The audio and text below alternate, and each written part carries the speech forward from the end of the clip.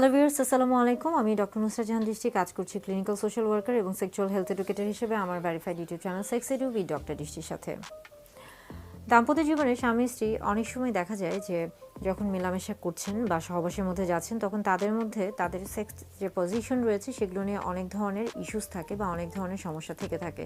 অনেকেই অনেক ধরনের সেক্স পজিশনে অভ্যস্ত হয়ে থাকেন, আবার অনেকে অভ্যস্ত হন না। সেই ক্ষেত্রে অনেক সময় তাদের মধ্যে একটা মনোমালিন্য দেখা দিতে পারে। অনেকে জানতে চান যে কোন ধরনের সেক্স পজিশনে স্বাচ্ছন্দ্য বেশি বোধ করা সম্ভব, বা কোন ধরনের সেক্স পজিশনে সহজে বাচ্চা গ্রহণ করা সম্ভব, বা কোন ধরনের সেক্স পজিশনে একঘেয়েমিতা কাজ করবে না।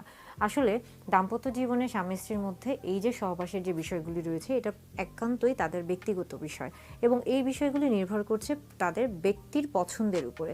আপনি কোন সেক্স পজিশনে সহবাস করতে আগ্রহী বা কোন সেক্সুয়াল পজিশনটা আপনার জন্য সবচেয়ে বেশি ভালো বা আনন্দদায়ক, স্বাচ্ছন্দ্য বোধ করবেন, সেটা নির্ভর করছে আপনার ব্যক্তিসত্তার উপর, আপনার ব্যক্তিগত পছন্দের উপর।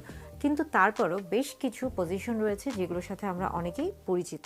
মিশনারি পজিশন এটা সবচেয়ে বেশি ব্যবহৃত হয়ে থাকে বিশেষ করে এশিয়া মহাদেশে, এবং এই পজিশনটিকে বলা হয়ে থাকছে যে ম্যান অন টপ, অর্থাৎ এই ক্ষেত্রে পুরুষ উপরে থাকছে এবং স্ত্রী নিচে থাকছে। আরেকটি পজিশন হচ্ছে উইমেন অন টপ বা কাউগার্ল পজিশন, এই ক্ষেত্রে স্ত্রী উপরে থাকছে, পুরুষ বা স্বামী নিচে থাকছে।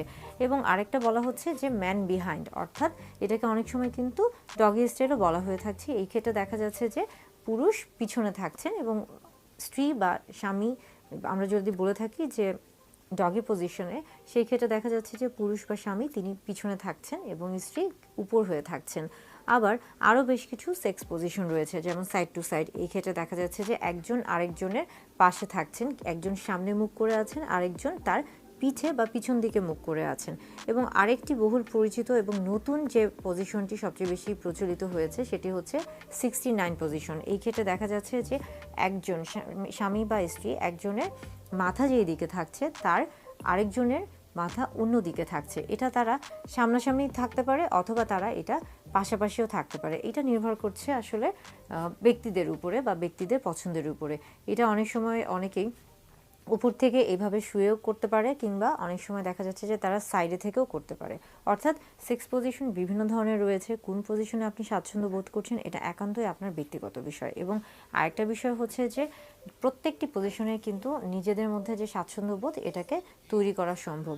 যদি মনে করে থাকেন যে আপনার সঙ্গী কোনো সেক্স পজিশন পছন্দ করছেন না, তাহলে সেটাকে জোর করে করতে চাবেন না। সেই ক্ষেত্রে কিন্তু অস্বস্তিকর একটা পরিবেশ তৈরি হতে পারে, আপনি ব্যথা অনুভূত করতে পারেন, অথবা আপনার স্ত্রী বা স্বামী যিনি আছে, অর্থাৎ আপনার সঙ্গী যিনি আছে, তিনিও ব্যথা অনুভব করতে পারে। এই জন্য অবশ্যই যে কোনো সহবাসের ক্ষেত্রে যাওয়ার আগে বা মিলনে যাওয়ার আগে অবশ্যই উচিত স্বামী স্ত্রী উভয়ের মধ্যে আগে কথোপকথন করা, তাদের মধ্যে কনসেন্ট যেটা সেটা নেওয়া, এবং তারা দুজন কিভাবে স্বাচ্ছন্দ্য বোধ করবে সেই বিষয়গুলো নিয়ে খোলামেলা কথা বলা। তারপরেই তাহলে তাদের ফোরপ্লেটাও ভালো হবে, অর্গাজমও ভালো হবে এবং সেক্সুয়াল ইন্টারকোর্সটাও ভালো হবে।